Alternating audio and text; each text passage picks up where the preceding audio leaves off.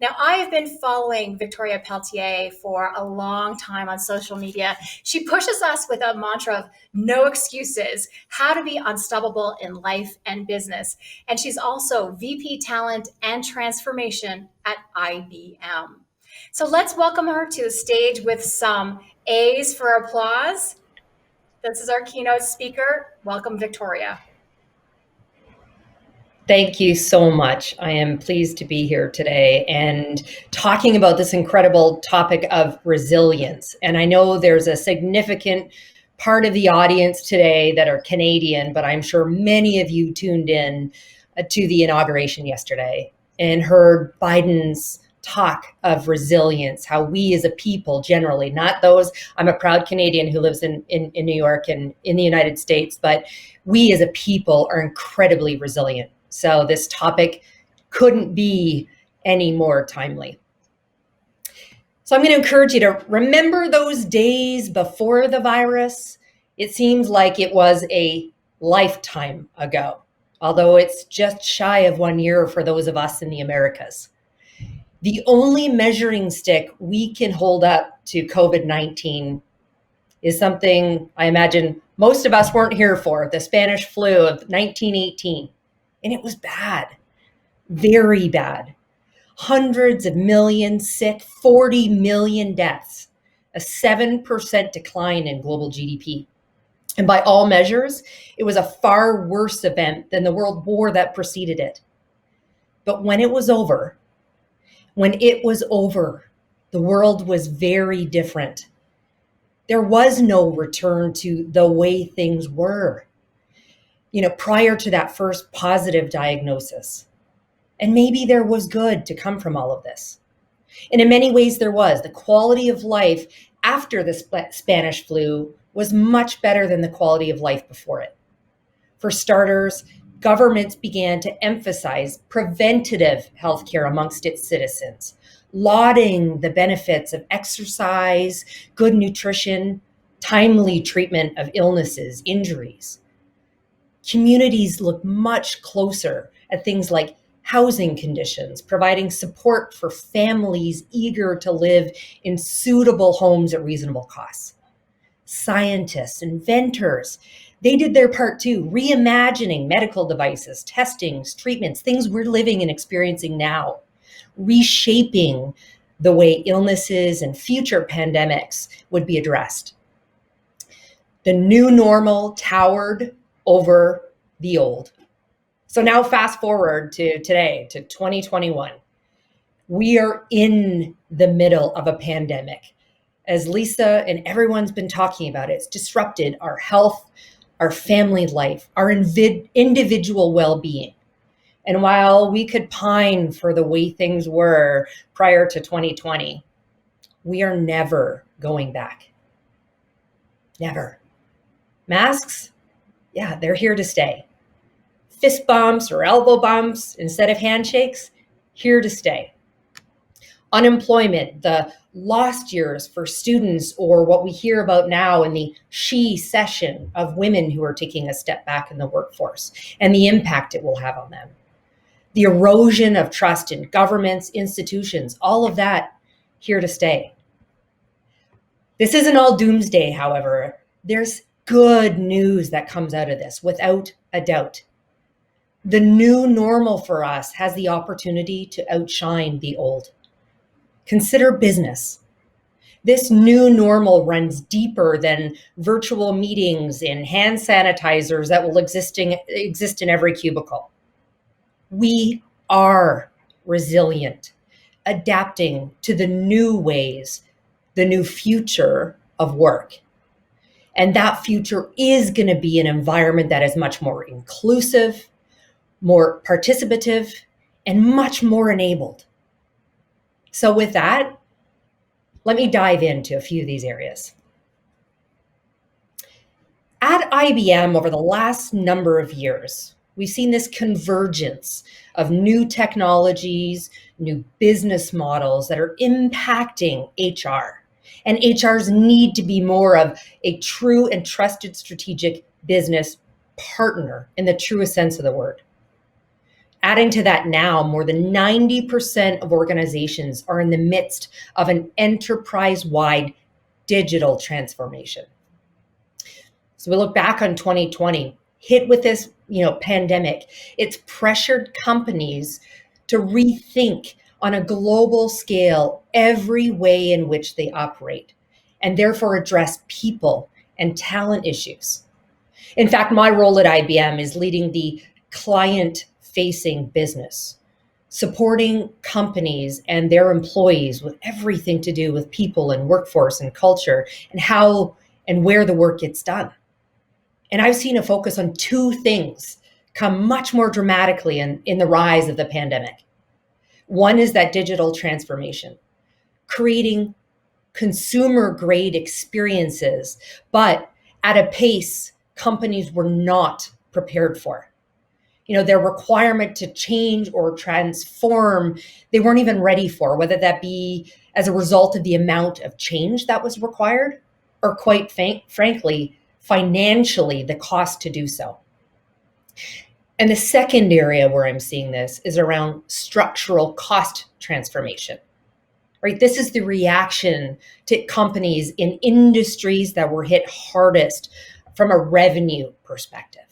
Right? Think of all of our colleagues. We heard from Sunweek earlier. Think of our colleagues in the travel business, right? They are needing to adapt to the reduction in revenue. So they're needing to transform structurally their cost basis, number one. Number two is to fund that digital transformation. They need to look at new and different ways to do that. And so when you think about your role as a talent leader in your business, it has never been more critical. There is a permanent shift in the expectations that employees have of their employers and their leaders.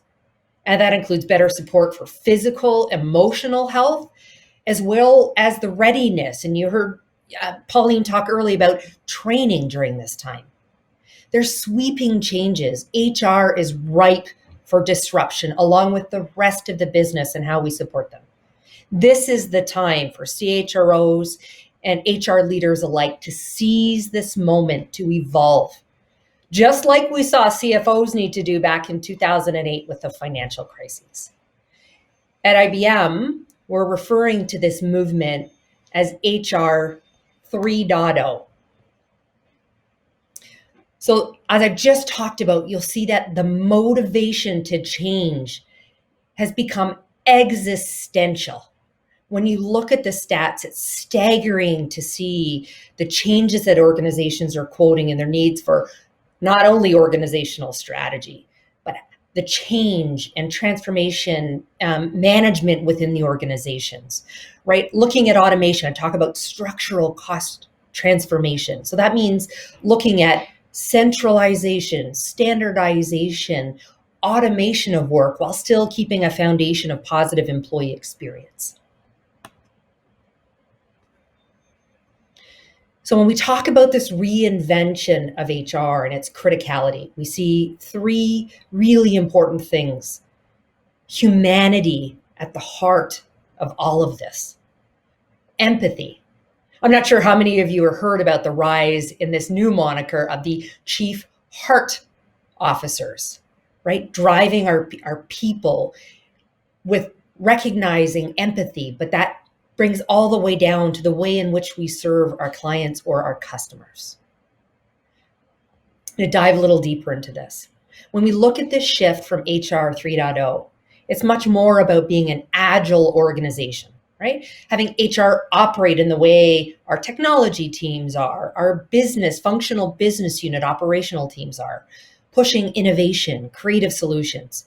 What you see in this is this move from this industrial era into the internet era, and now much more into digital, right? So in this traditional industrial era, it was about compliance, administration, looking at how to be highly efficient in our service delivery from an HR perspective. And then in 2.0, it was moving towards these integrated centers of excellence, focused on training and empowerment of the business partners to help deliver solutions at a point of need. Whereas this 3.0 movement turns HR into this agile consultative organization, one that still continues to drive efficient services and practices with design thinking, pushing innovation solutions, cognitive tools, transparency into the organization. It's a really exciting vision in which we drive the engagement and productivity. It's about fostering trust in these uncertain times, and it cultivates the resilience in the workforce. HR 3.0 and this need to transform has become a true business imperative. So when we dive into 3.0, this HR 3.0, there's really 5 principles that underpin all of it, right? We've surveyed, and we actually started this journey well before COVID hit, and then went through a resurvey and a review of the entire investigation of what this transformation looks like in the post-COVID world. These guiding principles, lead to a humanized, adaptive, and resilient organization. What you see from here next are 10 priority action areas that high-performing companies are executing. So the question has become much more, how do you apply these key principles in this new environment? When we were doing it, we assessed 45 different people practices within the HR function and beyond. Everything from the things we know as traditional, long-standing practices, compensation, employee performance management, all the way through to these more emergent practices like personalized learning in the flow of work, right? Think of the Netflix of learning. As we were going through this, we measured our respondents, our clients' maturity in these areas, and then analyzed the impact that it had in the mission of each of these new areas of HR, enabling broad transformation. And what we saw is that the world's best companies, those that outpace those in profitability, revenue growth, and innovation, were acting across all 10 of these areas in some form or another, taking bold steps in these principles to accelerate the transformation with both speed and purpose. I want to focus on just a few of these areas today. So the first is around workforce optimization, right? We are doing things very differently. Who is doing the work, where the work is getting done, and how the work is being done, right? We've seen this evolution and how technology continues to drive this forward rapidly, right? The shelf life of skills is dramatically reducing. And this disruption is having an effect on a much broader set of jobs, really all jobs, quite frankly. So when you look at the shift in demand for skills, and this is the way at IBM, we very much look at everything we do, skills at the core, right? So this means, the implications we have on education, corporate mobility, and moving our employees around to meet that skill demand, and then also the corporate workforce retraining. One of the greatest visuals I have as I'm talking to clients is this. And so when I talk about the HR business partners being the truly strategic business advisor, consulting with the business owners, this is a great pictorial of what I mean, right? So we're looking at, where do we sit today? The strategies we have as we're all, moving and looking at our, reevaluating, quite frankly, given COVID, what our 1, 2, 3, 5-year plans look like. So assessing where we sit today, around not only the repository of employees and the skill sets they exist, but looking forward to that, what you see building for the future. And so this is where it becomes really important for the HR consultant, truly I say that, to be connected as we're looking at the business strategy, right? Understanding what we call the 7 Bs around the need for Buying talent. It's easier said than done. We know that. The new skills, when we look at this digital transformation, there's a massive need for companies to modernize their infrastructure and therefore the applications we all work on. To go and buy the talent needed for that is a challenge and more costly, but definitely it's a solution. So we're looking at buying. Do we need to borrow talent? The notion of the gig economy, something I speak a lot on, and the need for companies and even individuals, their side hustles to get much more passionate around those things and looking very dynamically and differently at around how we might borrow talent. Ideally, that's from within the organization, from people who've done that before, but it might be outside as well. The need to bind talent, right? That evolution strategy and mobility, recognizing, and we do a lot of at IBM skills inference, right? So understanding that when we take a employee's CV, when they come through the applicant tracking system or through our HRIS systems and people update their profiles, they're going to, say I have some skills, but our ability to assess how that evolves and changes over time. So it's looking at and inferring the skills that we know people have, because similar people in their roles progressed like this, or horizontally, or they went to a different and supported a different industry or client base, or a project allowed them to gain new skills. So that's that mobility piece and inferring the skills and the different career paths they might have. There is sadly a need to bounce people out of the organization that aren't prepared to adapt and change and evolve to the types of skills we need, obviously to build them. So, and getting really creative in how we do this. I think there's this notion of, the build versus buy mentality, and that we have to do it all ourselves. We're special. We're all special in our companies in our own right, but there's lots of other great partners out there we can be leveraging that have it. So I would encourage you really greatly to look at that, particularly when it comes to the skills development. And then obviously there's the bot side of it, right? The talent augmentation, and it's not a build a virtual assistant and a bot and forget it. They're digital workers and you need to treat them as such. So encourage you, as you're building the strategy for the future, that's part of what you're looking at.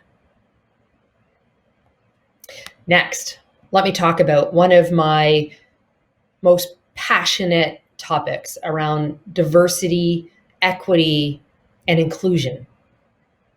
There's this great Zimbabwean Zulu word, Ubuntu. I am, therefore we are. I truly hope we have seen, and I'll share this next, put this next sort of cartoon up. This is my lived experience. I became an executive, a COO of an organization at age 24.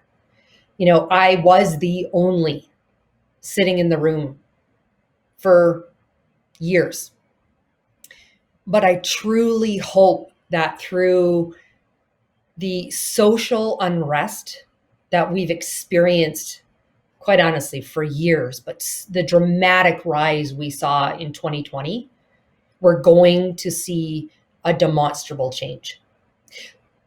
S&P, all 500 plus companies on the S&P now have at least one female board member. On the NASDAQ, the CEO has declared that she would like to see at least 2 diverse board members on every one of the companies registered on the NASDAQ. Will this be here to stay? I believe it will be. But we have to move the needle forward much more dramatically, right? There are just, at last count, 37 female CEOs in the Fortune 500, only 5 Black CEOs.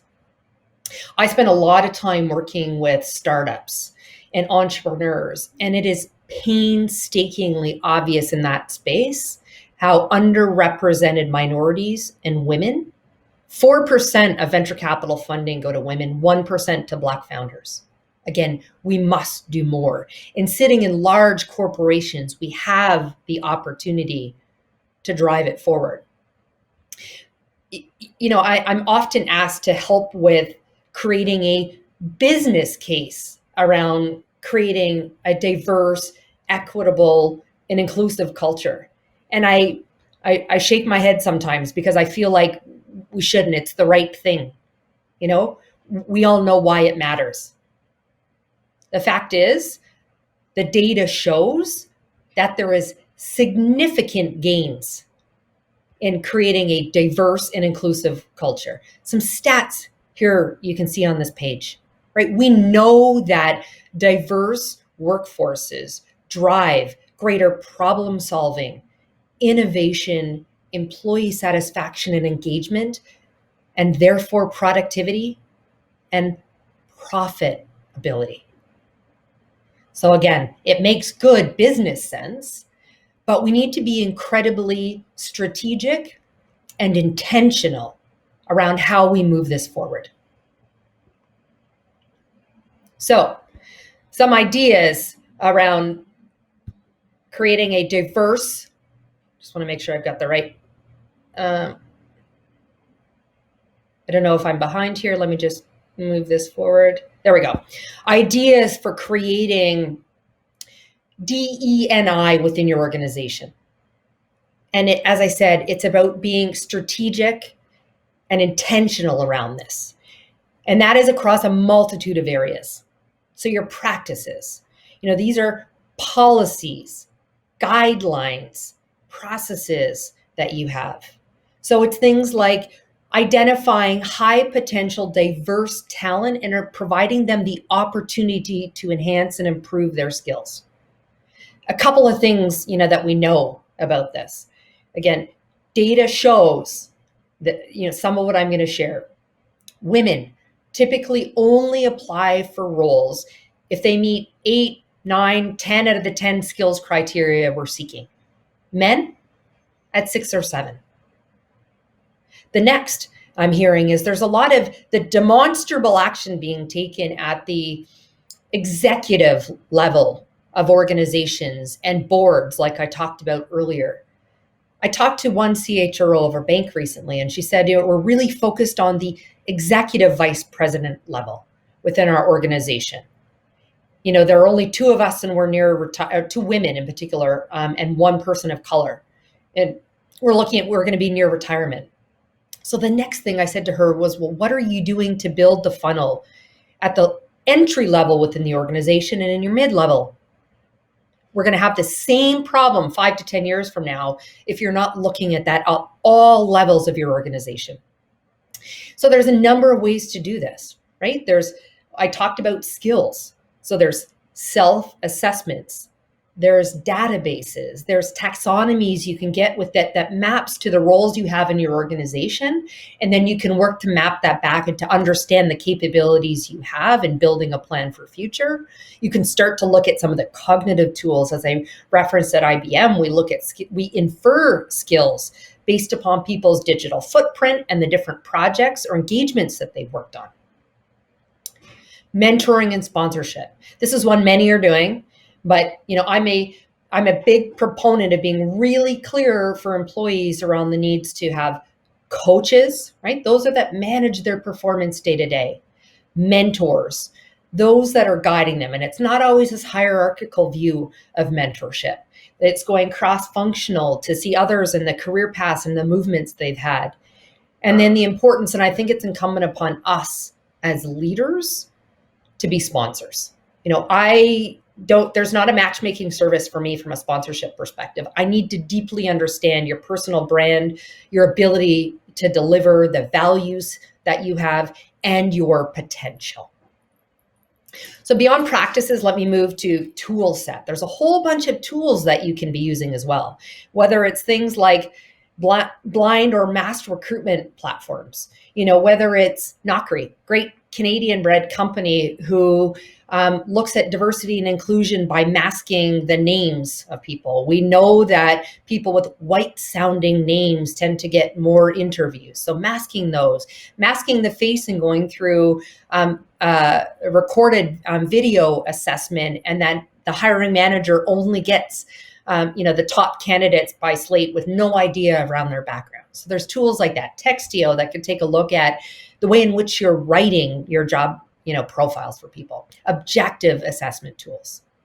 So next steps I'd say on this, understand also critically important, the place in which you're starting from, right? Again, it's great to show demonstrable executive DE&I, and faces that look like the constituents we serve, but it's really important in creating that inclusive environment that we have that throughout the entire workforce. So set goals, objectives, understand the place from which you're starting, educating not just the recruiters, but the people leaders, going through things like the unconscious bias training, and really critically focusing on building a culture. The culture is an outcome, but that means by taking intentional, demonstrable steps.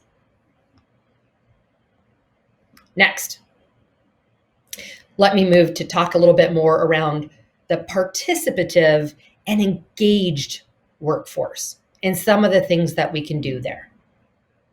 So this is a big part of this is about creating increased transparency in things like key company performance metrics and expectations, particularly as we're in publicly traded organizations for many of us, certainly for myself, understanding how I and my team drive towards the metrics that mean something to the market and our executive leaders, but also those personal metrics and values and the work that people do every day.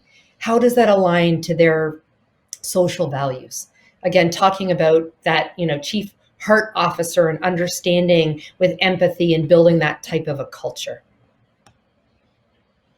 So as part of this HR 3.0 study we did, what we looked at is that around performance measurement tools. So, employee performance need to be measured continuously and transparently. We've heard, read, seen many companies who are doing away, quite frankly, with the annual review cycle in favor of, again, this more iterative process of continually providing this evaluation, but doing it from a place of transparency and enabling people to, again, as I said earlier, see what's important. How does the work they do every day drive, the purpose of the company and the benefit to the end user, right? The customers or employees, that they're serving. So we as leaders need to revisit constantly this and adjust and pivot. We've all had to pivot in this last year. And we need to do that again with goals and expectations with our employees. The next is around recognizing the value of short-term goal setting. So as I talked about the need to pivot and change, we saw a need like no other in this last year, right? We all had these 1 year, 3 year, 5 year strategic plans. That's too far for many of our employees, and particularly when we're living every day, working in our homes, and we see these little square boxes of our colleagues and our clients that we're working with. So we need to create this iterative, adaptive, continuous approach to performance assessments.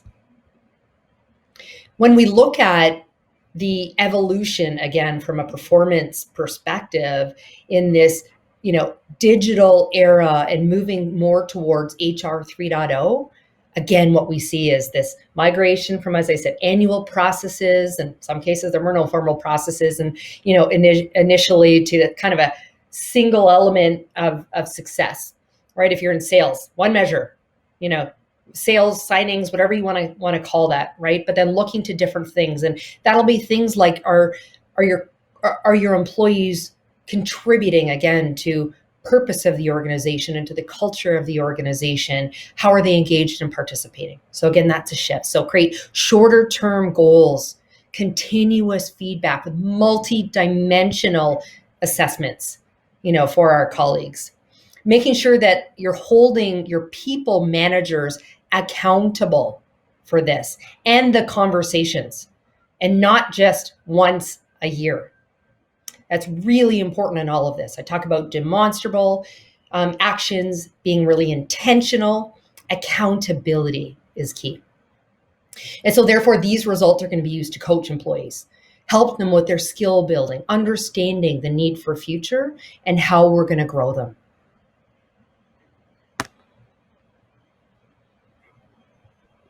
Some key actions, some of which I've talked about, but establish this rhythm of perpetual feedback, promoting with transparency, again, through shared goal setting. And again, it's not just one. It's creating that multi-dimensional piece. Yes, there's business results. We've got that. If there's an outcome to be delivered, whether it's sales or if you're in customer service, the satisfaction of the customers that complete the survey after, the in contact centers, your talk times and all those sorts of things. Be really transparent. There's business success, the success of those you serve, right? So NPS scores, net promoter scores, satisfaction scores. It's around building the right kind of culture and environment. And that's not just for leaders, around operating with integrity and ethically within her. So again, multidimensional, and transparency around what that looks like within your organization. And then look at analytics to do that. There's lots of different ways that you can be capturing this.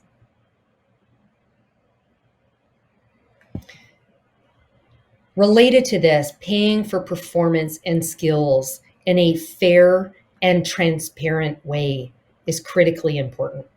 So making sure that compensation is tied to capabilities and performance, and that you're linking the pay to the market value, not just for the skills they have today, but for future skills.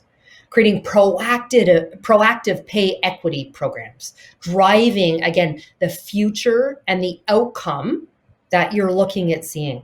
What's really interesting is when we did this survey, we saw that only 31% of companies are currently doing that pay based upon contribution, and that they would say is fair and equitable. And going back to that notion of being really clear on expectations and being transparent around what success looks like. So outperforming companies, we found when we surveyed them, are making strides in correcting this.